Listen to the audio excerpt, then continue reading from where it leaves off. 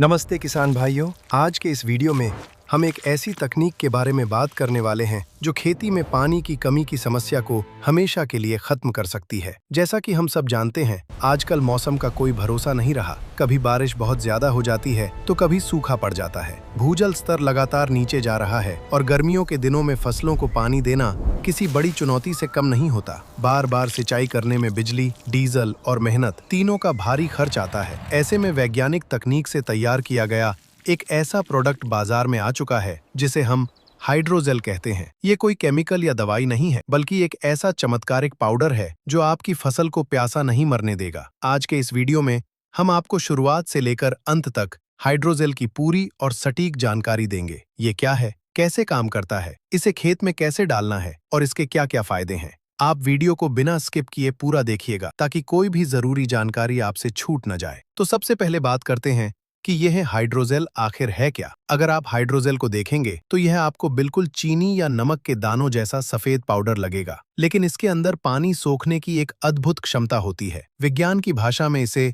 Super absorbent polymer कहा जाता है। आसान भाषा में समझें तो यह एक ऐसा स्पंज है जो अपने वजन से 400 से 500 गुना ज्यादा पानी सोख सकता है। भारतीय कृषि अनुसंधान संस्थान यानी IARI पूसा ने भी किसानों के लिए एक खास पूसा हाइड्रोजेल तैयार किया है जो हमारी मिट्टी और जलवायु के हिसाब से बहुत बेहतरीन है। जब आप इस सूखे पाउडर को अपनी मिट्टी में मिलाते हैं तो ये बिल्कुल साधारण लगता है, लेकिन इसका असली जादू तब शुरू होता है जब खेत में पहली सिंचाई की जाती है या बारिश होती है। अब समझते हैं कि यह काम कैसे करता है। जब हम खेत में हाइड्रोजेल डालकर पानी लगाते हैं तो ये दाने उस पानी को तुरंत अपने अंदर सोख लेते हैं और फूलकर एक जेली या गोंद की तरह बन जाते हैं। ये जेली पौधे की जड़ों के बिल्कुल पास जमा हो जाती है। आमतौर पर जब हम सिंचाई करते हैं तो बहुत सारा पानी या तो भाप बनकर उड़ जाता है या फिर मिट्टी के नीचे जमीन में इतनी गहराई तक चला जाता है जहां तक पौधे की जड़ों उस पानी को नीचे जाने या उड़ने से रोक लेता है और उसे अपने अंदर एक पानी की टंकी की तरह जमा कर लेता है। जब तेज धूप निकलती है और मिट्टी सूखने लगती है तब पौधे की जड़ों को पानी की जरूरत महसूस होती है। ऐसे समय में यह हाइड्रोजेल धीरे धीरे अपने अंदर का पानी जड़ों को देना शुरू कर देता है। यानी जब आप खेत में पानी नहीं दे रहे होते हैं तब भी ये जेल आपकी फसल को अंदर ही अंदर पानी पिला रहा होता है, और जैसे ही अगली बारिश होती है या आप दोबारा सिंचाई करते हैं ये जेली फिर से पानी सोख कर फूल जाती है। ये चक्र बार बार चलता रहता है। किसान भाइयों, इस पूरी प्रक्रिया को अगर हम थोड़ी और गहराई से समझें तो ये खेतों में एक प्राकृतिक संतुलन बनाता है। हमारे देश में खेती बहुत हद तक मानसून पर निर्भर करती है। कई बार ऐसा होता है कि बुवाई के समय तो अच्छी बारिश हो जाती है, बीज अंकुरित भी हो जाते हैं, लेकिन उसके बाद 15 से 20 दिनों तक बारिश की एक बूंद नहीं गिरती। इसी बीच तेज धूप और गर्म हवाओं के कारण मिट्टी की ऊपरी परत एकदम सूख कर कड़क हो जाती है। जो छोटे और नाजुक पौधे अभी अभी जमीन से बाहर निकले थे वो पानी की कमी के कारण मुरझाने लगते हैं और कई बार तो पूरी की पूरी फसल ही सूख कर बर्बाद हो जाती है। ऐसे समय में किसान आसमान की तरफ बेबसी से देखने के अलावा कुछ नहीं कर पाता। लेकिन जिन खेतों में बुवाई के समय हाइड्रोजेल का इस्तेमाल किया गया होता है वहां कहानी बिल्कुल अलग होती है। वहां हाइड्रोजेल के दानों ने पहली बारिश का पानी अपने अंदर सोख कर एक सुरक्षित भंडार बना लिया होता है। बाहर से भले ही आपको मिट्टी सूखी और फटी हुई नजर आए, लेकिन जमीन के नीचे पौधों की जड़ों के पास एक ठंडी और नमी वाली जेली मौजूद रहती है। ये जेली एक माँ की तरह उस नन्हे पौधे को तब तक थोड़ा थोड़ा पानी और पोषण देती रहती है जब तक कि अगली बारिश नहीं हो जाती। हर इलाके की मिट्टी एक जैसी नहीं होती। हमारे भारत में कहीं काली मिट्टी है, कहीं लाल मिट्टी है, तो कहीं राजस्थान और गुजरात जैसे इलाकों में रेतीली और बलुई मिट्टी है। रेतीली मिट्टी वाले किसानों की सबसे बड़ी परेशानी यही होती है कि वो चाहे जितना पानी लगा लें, पानी कुछ ही घंटों में छनकर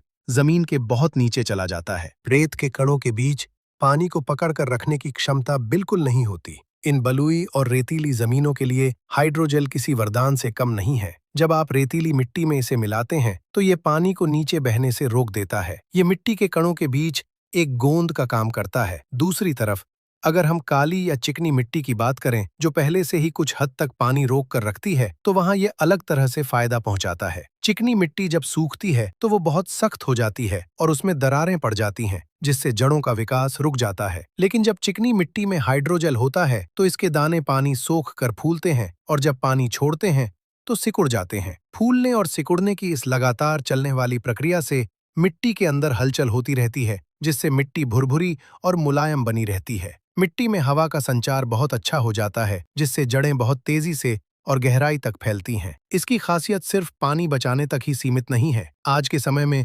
रासायनिक खादों का खर्च बहुत ज्यादा बढ़ गया है। डीएपी, यूरिया और पोटाश के कट्टे दिन ब दिन महंगे होते जा रहे हैं। किसान जब ये महंगी खाद खेत में डालता है तो उसका एक बहुत बड़ा हिस्सा पानी के साथ घुलकर या तो जमीन के नीचे चला जाता है या भाप बनकर उड़ जाता है। पौधे को खाद का सिर्फ 30 से 40% हिस्सा ही मिल पाता है। हाइड्रोजेल इस बर्बादी को भी रोकता है। हाइड्रोजेल पानी के साथ साथ उन जरूरी पोषक तत्वों और खादों को भी अपने अंदर सोख लेता है। फिर जैसे जैसे पौधा बड़ा होता है, ये धीरे धीरे पानी के साथ वो खाद भी पौधे को देता रहता है। इससे आपकी खाद बर्बाद नहीं होती, फसल को पूरा पोषण मिलता है और पैदावार में जबरदस्त बढ़ोतरी होती है। ये एक ऐसी प्रक्रिया है जिसे हम स्लो रिलीज तकनीक कहते हैं। पौधों को एक साथ बहुत सारी खाद की नहीं, बल्कि जरूरत के हिसाब से लगातार मिलने वाले पोषण की जरूरत होती है। किसान भाइयों, अब हम फसल दर फसल बात करते हैं। गेहूं की खेती में पलेवा करने से लेकर दाना पकने तक कई बार सिंचाई करनी पड़ती है। अगर गेहूं के खेत में बुवाई के समय बीज के साथ इसका इस्तेमाल किया जाए तो ये जमाव बेहतरीन करता है। शुरुआती दौर में जब कल्ले फूट रहे होते हैं तब पर्याप्त नमी मिलती है, जिससे ज्यादा कल्ले निकलते हैं। बालियों में दूध भरते समय ये पौधे को पानी की कमी नहीं होने देता, जिससे दाना मोटा, चमकदार और वजनदार बनता है। दलहनी और तिलहनी फसलों की बात करें, जैसे चना, सरसों, मूंग, उड़द या सोयाबीन, तो ये ज्यादातर ऐसे इलाकों में उगाई जाती हैं जहां सिंचाई के साधन कम होते हैं। चने की खेती तो अक्सर सिर्फ खेत की बची हुई नमी पर ही की जाती है। ऐसे में बुवाई के समय इसका प्रयोग अमृत का काम करता है। ये उस बची हुई नमी को बांध कर रखता है। सब्जियों की खेती करने वाले किसानों के लिए तो ये जादू से कम नहीं है। टमाटर, मिर्च, गोभी, बैंगन जैसी सब्जियों में अगर पानी की अनियमितता हो जाए तो सब्जियां चटकने लगती हैं या आकार टेढ़ा मेढ़ा हो जाता है। हाइड्रोजेल खेत में नमी का एक समान स्तर बनाए रखता है। इससे सब्जियों की क्वालिटी बहुत अच्छी होती है और मंडी में भाव भी अच्छा मिलता है। जो किसान भाई बागवानी करते हैं और जिन्होंने आम, अमरूद, पपीता, नींबू के बागीचे लगाए हैं, उनके लिए ये तकनीक बहुत ही फायदेमंद है। बागवानी में इसका इस्तेमाल करने का तरीका ये है कि जब आप पौधे लगाने के लिए गड्ढा खोदते हैं तो उस गड्ढे की मिट्टी में लगभग 25 से 30 ग्राम हाइड्रोजेल अच्छी तरह मिला दें और फिर पौधा लगाकर पानी भर दें। गर्मियों के महीनों में जहां आपको हर तीसरे दिन पानी देना पड़ता था, वहां अब 15 से 20 दिनों तक आपको पानी देने की कोई जरूरत नहीं पड़ेगी। बागीचे के बड़े पेड़ों के तने से कुछ दूरी पर एक गोल नाली बनाकर उसमें हाइड्रोजेल और खाद का मिश्रण डालने से पेड़ की बारीक जड़ों को लगातार पानी मिलता रहता है। अब सबसे अहम सवाल पर आते हैं कि इसे खेत में डालना कैसे है और इसकी सही मात्रा क्या है। इसे खेत में डालने का तरीका बहुत ही आसान है, लेकिन सावधानियां बरतना जरूरी है। 1 एकड़ खेत के लिए औसतन 1 से 2 किलो हाइड्रोजेल की जरूरत पड़ती है। अगर मिट्टी रेतीली है तो 2 से 2.5 किलो प्रति एकड़। अगर मिट्टी चिकनी और भारी है तो 1 से 1.5 किलो प्रति एकड़ काफी होता है। इसे खेत में डालने के लिए सबसे पहले 1 किलो हाइड्रोजेल को 10 से 15 किलो सूखी रेत, भुरभुरी मिट्टी या फिर सूखी हुई गोबर की खाद के साथ मिला लें। ध्यान रहे कि जिस चीज में आप इसे मिला रहे हैं वो बिल्कुल सूखी होनी चाहिए। गीली मिट्टी में मिला दिया तो यह बाहर ही पानी सोख कर फूल जाएगा। अब इस तैयार मिश्रण को खेत की आखिरी जुताई से पहले पूरे खेत में समान रूप से बिखेर दें और उसके बाद पाटा लगा दें ताकि ये मिट्टी में 3 से 4 इंच की गहराई तक मिल जाए। मशीन से बुवाई कर रहे हैं तो बीज और खाद के साथ भी इसे मिलाकर सीधा कतारों में डाला जा सकता है। नर्सरी से पौधे लाकर रोपाई कर रहे हैं तो जड़ों को डुबोकर लगाने वाला तरीका अपनाएं। 1 बाल्टी पानी में थोड़ा सा हाइड्रोजेल डालकर उसकी जेली बना लें। पौधों की जड़ों को इस जेली में डुबोएं और फिर खेत में लगाएं। पौधा बिल्कुल भी नहीं मुरझाएगा। बहुत से किसानों के मन में ये सवाल आता है कि क्या ये कोई प्लास्टिक है? क्या ये केमिकल हमारी खेत की मिट्टी को हमेशा के लिए खराब कर देगा? इसका जवाब है बिल्कुल नहीं। हाइड्रोजेल पूरी तरह से सुरक्षित, इको फ्रेंडली और पर्यावरण के अनुकूल है। जब आप इसे खेत में डालते हैं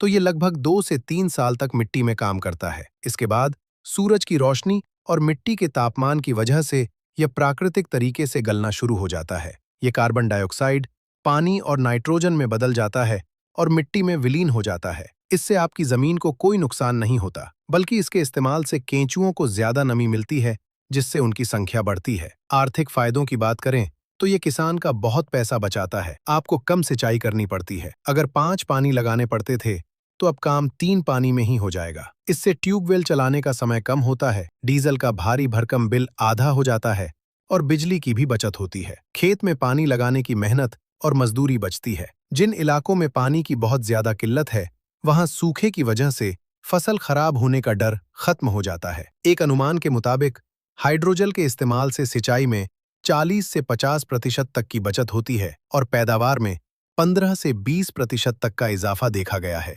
1 एकड़ में हाइड्रोजल डालने का खर्च लगभग 1000 से 1500 रुपए के बीच आता है, लेकिन इसके बदले में जो मुनाफा मिलता है वो इस लागत से कई गुना ज्यादा होता है। आज के समय में जब जलवायु परिवर्तन के कारण खेती करना एक बहुत बड़ा जोखिम बन गया है, तब हमें नई और वैज्ञानिक सोच अपनानी ही होगी। पानी प्रकृति की सबसे अनमोल देन है। हाइड्रोजल जैसी आधुनिक तकनीक अपनाकर हम पानी की एक एक बूंद का सही इस्तेमाल कर सकते हैं। मैं आप सभी किसान भाइयों से गुजारिश करूंगा कि अगर आप पानी की कमी से जूझ रहे हैं, तो शुरुआत में एक बार अपने खेत के कुछ छोटे से हिस्से में इसका इस्तेमाल करके जरूर देखें। आप खुद अपनी आंखों से इसका शानदार रिजल्ट महसूस करेंगे। किसान भाइयों, उम्मीद है कि आपको हाइड्रोजल के बारे में दी गई ये जानकारी अच्छी और फायदेमंद लगी होगी। एआई फार्मिंग से जुड़कर हम खेती को और भी स्मार्ट बना सकते हैं। अगर आपको यह वीडियो पसंद आया हो तो इसे लाइक जरूर करें और अपने सभी किसान साथियों के साथ इसे शेयर करें ताकि वो भी इस तकनीक का फायदा उठा सके। आधुनिक और लाभदायक जानकारियों के लिए हमारे चैनल को सब्सक्राइब करना न भूलें। अगर आपका कोई सवाल है तो कमेंट बॉक्स में पूछ सकते हैं। वीडियो को अंत तक देखने के लिए आपका बहुत बहुत धन्यवाद। जय हिंद।